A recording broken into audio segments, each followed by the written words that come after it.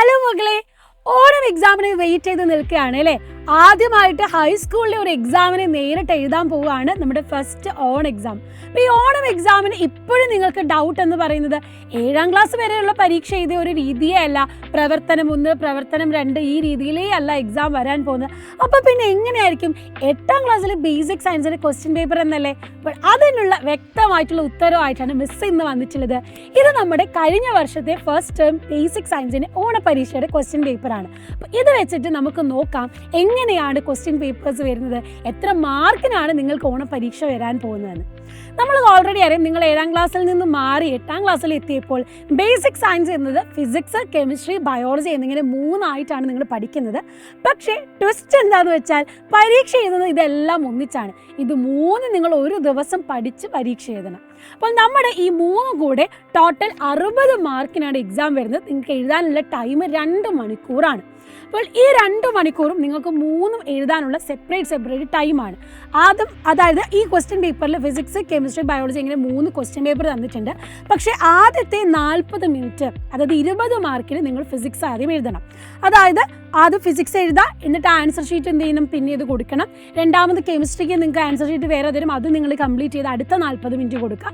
അവസാനമായിട്ട് ബയോളജീൻ്റെയും answer sheet എഴുതുന്നു, കൊടുക്കുന്നു. ഇങ്ങനെയാണ് എക്സാം നിങ്ങൾ എഴുതേണ്ട രീതി. ഇനി ക്വസ്റ്റ്യൻ്റെ പാറ്റേൺ എങ്ങനെയാണെന്ന് പറയാം. ആദ്യത്തെ 15 മിനിറ്റ് നിങ്ങൾക്ക് കൂൾ ഓഫ് ടൈം ഒക്കെ ഉണ്ട്. അത് കഴിഞ്ഞ് ആദ്യത്തെ 40 മിനിറ്റിൽ ഫിസിക്സിൻ്റെ ക്വസ്റ്റ്യൻ പേപ്പർ നിങ്ങൾ നോക്കുമ്പോൾ അറിയാം, ആദ്യം നിങ്ങൾക്ക് 1 മാർക്കിൻ്റെ ക്വസ്റ്റ്യൻസ് ആണ് ഉണ്ടാവുക. പൊതുവെ 3 ക്വസ്റ്റ്യൻസ് ആണ് ഉണ്ടാവുക 1 മാർക്കിന്. അത് കഴിഞ്ഞാൽ പിന്നെ 2 മാർക്കിൻ്റെ 4 ചോദ്യങ്ങൾ ഉണ്ടാകും, പിന്നെ 3 മാർക്കിൻ്റെ.